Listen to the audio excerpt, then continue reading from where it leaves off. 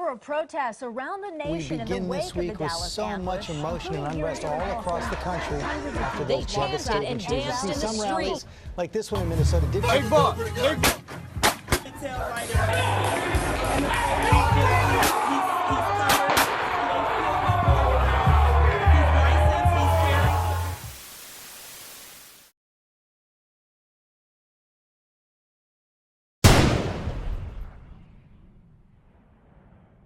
We see it all over the media, but excessive use of force by police isn't new. We've known about the killings of men, women, and children of color too many times over the last few decades as a result of interactions with law enforcement. They put their club upside your head and then turn around and accuse you of attacking them. Every case of police brutality against a Negro follows the same pattern. They attack you, bust you all upside your mouth, and then take you to court and charge you with assault. What kind of democracy is that? The only thing that is new is the video camera. One of the first high-profile recordings was of Rodney King in 1991. After the incident took place, the police justified their actions by saying they felt threatened. 25 years later, similar incidents are still taking place, and police still feel threatened. If it's a violent situation that you're walking into, you have to use the tools that you've been given. And it may not always be deadly force, but each officer that's in that situation has to use his or her discretion to do what they feel is best in that situation. But while law enforcement personnel are allowed to use their discretion in each case, 37% of the unarmed people killed by police were black, while they make up only 13% of the U.S. population. This is a startling statistic, especially for black police officers who are trying to balance their workplace and home life. Nakia Jones, a police officer from Warrensville Heights, Ohio, posted a video expressing her festering disappointment with the relations between police and the communities they serve. The video went viral. I'm also a person that wears the uniform with the blue. I'm also the one that gives their lives and puts their lives in danger. I wear blue. So I'm looking at it, and I became so furious and so hurt because it bothers me when I hear people say, y'all police officers this, y'all police officers that, and they put us in this negative category when I'm saying to myself, I'm not that type of police officer. I know officers that are like me that will give their life for other people. This video was criticized and commended, requiring Officer Jones to hold a press conference defending her actions. This is really what is tearing me apart. And like I said, I didn't want this media attention. This is not what I did it for. I'm just a heartfelt person. I just think that we need some kind of change.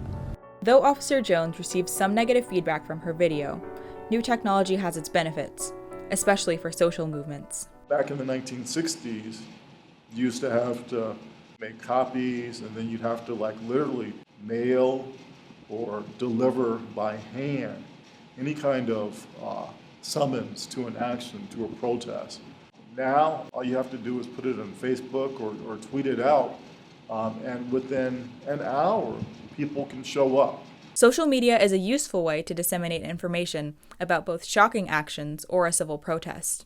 But the best way to interact with law enforcement is through old-fashioned, face-to-face conversations. We're so much centered on Facebook and Twitter, cell phone, email, that we have on both sides, our younger generation, children and officers have lost that perishable skill of verbal communications. Police patrol neighborhoods where poverty and lack of education have led to high crime rates. These communities are often dangerous, where distrust runs both ways. We know those things to be true. They've been true for a long time.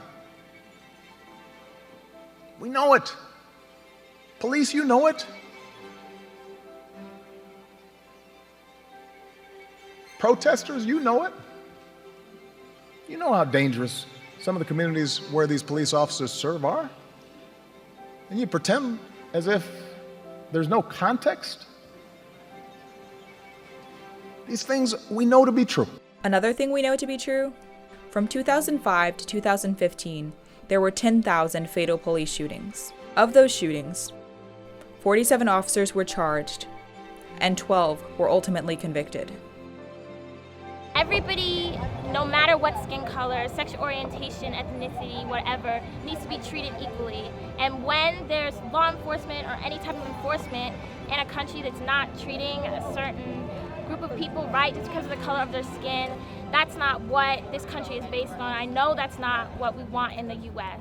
So we need to be proactive and change. What do we want? Justice! When do we want it? Now! We've heard the cries of families who have lost loved ones and the cries of police officers who sense the need to fight injustice. We believe there are ways to make the current situation better, like more effective police training, like using less lethal tactics during interactions, like learning to stand in each other's shoes, both police officers and communities of color. It's time for the youth to step up and be the change we want to see in the world. Our dead sons flow like rivers. We did not raise our boys with a spirit of fear. We did not raise our sons to rot with their own names, to make America speak up until their throats run dry. My son's name is Dante Parker, Eric Garner, Tamir Rice, Alondra Catskill, Tony Robinson, Alton Sterling, Emmett Till. My name is Miss Parker, Miss Garner, Miss Rice, Miss Catskill, Miss Robinson, Miss Emmett Till, Maybe Till, and I am the mother of America's most wanted. Vast burial ground for men who are 50 shades of too dark. They say a home is the place you come back to when you have nothing left. So black boys must be from heaven. It is the only place they return. Amazing. Yes.